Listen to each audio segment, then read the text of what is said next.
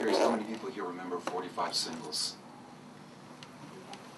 Okay, so the nature of the 45 single was that there was one dominant song. They called it the A side, and they used to have something on the other side called the B song, which really was never supposed to be a meaningful story. Well, I think when I think about Postville, it was one of those rare records that had two incredible stories, two incredible songs to tell. And the first one was before the raid, and the second one was after the raid. And you really can't enjoy one song without understanding the other. And I think that the book and tonight's talk will start to give people more of an insight into the unique character that Postville has become and how it's gone from 15 minutes of fame to almost a 9-year-long story already. So I hope tonight we'll be able to bring all that music out and you'll be able to understand much better. We're sure you have questions. Do not be shy. Yeah, we can take this conversation in any direction. Yes, sir. Pre-raid, I was interested in how your community dealt with trying to develop understanding between the various nationalities and ethnic groups. I remember a discussion by a Catholic priest about the fact that there was a community, I guess, a program open to the community where people came down and discussed the problems that was happening inside of Postville. I just wondered if you could tell us some of the benefits of that might be instructive for our own communities. There have been, one of the things we cover with some detail in the book are a lot of those various kinds of efforts that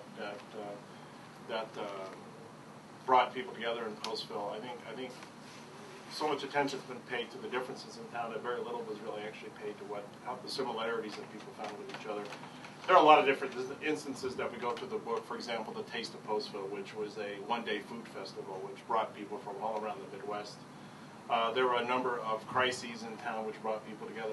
We describe a scene where the town was inundated with propaganda from neo-Nazi and white supremacist groups, and the town really rallied.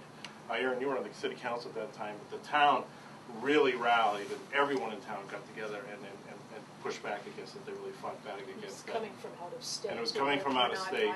It was not Iowans, right? Postville people. Right. And you know, Aaron's election actually was an interesting case as well, and he can discuss that better than I can. But we have an entire chapter about how the town came together. You know, it's easy. It's really easy to pick on the differences. It really is. It's easy to go into a town like this and say, "Wow, this is a very peculiar situation." These people, you know, and then try to figure out the ways people don't have anything in common. But it's a lot more work to figure out what they do have in common. And for the most part, we think Postville. Another reason we wrote the book is that Postville actually did work, and it, you know, they always got issues, you know, they got problems. But I think for the most part, Postville actually became, in many ways, a model community. They have an excellent, writing the down. How many of you have been to Postville, by the way? So, okay, you know, all right, you know what we're talking about. Yeah, good, Postville excellent. groupies. Postville groupies. Did you see the multicultural center, sort of the little, it was like a store, multicultural center area where people could go in and everybody there, you know, be it the Jewish community or the Latinos or these Eastern Europeans, all kinds of people. The local Postvillians are primarily, you know, white Christian, Norwegian, German descent. People, everybody had their cultures displayed, different types of things like that. There are lots of little ethnic food markets, which is unusual to find in small town Iowa, from a lot of the major groups.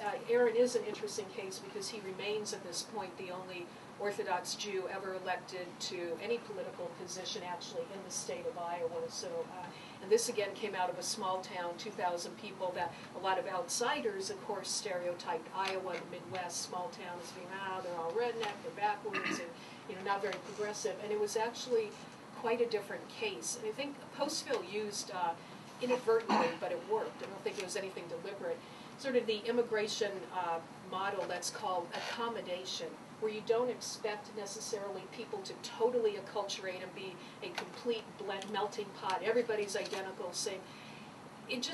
That was a little too hard to pull off. So they inadvertently used a system of accommodation where you had all 20, 30, 40 different nationalities. People, by and large, maintained their own ethnic identity, their own traditions, values, and cultures, but they all lived right next door to each other. Again, it's not in LA, they were right next door to each other. They came together in times of, you know, elections, important decisions for the community, disasters, drives, things like that. But by and large, as long as they didn't bother each other, everybody sort of maintained their own cultural traditions and values, and that worked well in that particular community. Please.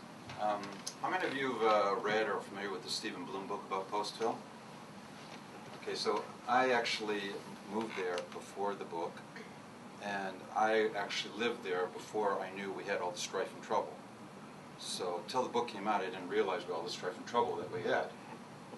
So when I read the book, I was a little shocked. I was shocked. I said, well, I'm living in this town, and I don't see it, I don't smell it, I don't even hear it. So then I went around to the town, and I read the book thoroughly, and I looked at a lot of the anecdotes and the stories in there, and I started to see, I realized the ones about the Jewish ones were completely stereotypic and many times just not even truthful. So then I checked out the stories about my Gentile friends, and I found out many of them also felt that their stories were stereotypic about them and also not truthful. So then I asked around everybody, so well, how did you feel about the book? So people said, well, we thought the book was kind of good. And I said, well, what do you mean kind of good? And they said, well, it was partly right. And I said, well, which part was right? They said, the part about the Jews. And I said, oh. And I said, what about the part about the Gentiles? What's your friends? So I went through piece the stories, and I said, this one's not true. I asked Sarah Bernard all this, and go through all, and they said, yeah, you're right, maybe they're not true. So I said, well, if you think it's not true about your friend, then why do you think it's true about the Jewish community? And they said, you've got a point. So then afterwards, and this is to answer your question, after that I put out a word to anybody, said, I saw that ignorance was the banner of the day. That people we didn't know enough about each other, and people didn't know how to ask, where to ask, and people really had state personalities, and they weren't interested in offending people. They just didn't know about how to get the information to get some clarity. So put the word out, and I'll come anytime, any place, and answer any question. And over time I saw that that was the number one reason that things worked. And Father Paul, I think, that did that for the Spanish community, and there was a number of other people in town that stepped up. There was already an infrastructure that was kind of came to life once we saw that, again, Postville was being defined by people from the outside who really didn't know what it was. And that brought out a lot of pride, brought out a lot of initiative, and it actuated things in a really extraordinarily beautiful way. And I think that kicked off the Taste of Postville, kicked off the Visitor Center, kicked off, the citywide Hanukkah celebration. Yeah, citywide Hanukkah celebration. I was not elected when I became proactive because I thought the town was a nice town, and I thought my neighbors were decent people, and I knew that they were stereotyping about my community, and I saw they stereotyped about the other communities. So I thought it's time to get down to reality and find out who we are and share with each other. And we had multiple environments, and that's where I met Mark initially, Michele, and we had people come and go, and it got to be something really very interesting and beautiful, and I think successful, amazingly so, for a town of 2,600 people. There's even a Radio Postville, I don't know if any of you heard it, but again, a little tiny town, one station, it wound up broadcasting in 4 different languages. You don't even see that in, again in LA. English going, Hebrew, Russian, Spanish, sort of alternating shows. It was really, really neat in Postville's heyday when they were on a roll with these kinds of issues. Who else? Yes, sir. Some of us have read several books on this. So what's the difference between the books that we read? Obviously, you already made a comment on one of the books. So what is your take? What is your thesis of that? You talk other books about what genre? About Postville, or some comments on Yeah. Postville. Balance. So what? Yeah. We tried to bring balance, I think. But I've already gotten comments from both sides of the fence in Postville, and mostly I'm hearing that it's pretty fair. It's pretty much one of the better characterizations about really what happened, what's going on right now, and where we think it might be able to go. And this book, I think, is more of a current affairs kind of sociology, immigration reform type of a book, that type of thing, where the Stephen Bloom book about a decade ago was more, again, based on things that are going on, there was more of a story in terms of his personal issues as a Californian, as a Reformed Jew, moving to Iowa, Midwest, culture shock, and then hooking up with the Orthodox Jewish community there, and sort of his personal struggles culturally with identity. So it's more of sort of chronicling that story with the community as a backdrop. So kind of a different approach. There have been, I don't know if any of you've seen them or not, there have been a number of very good documentaries done on Postville that are actually, I think, all in all quite good. Iowa Public Television did a good one. 2001. Yeah, 2001. Actually, both of these gentlemen were interviewed in that. There's been a number of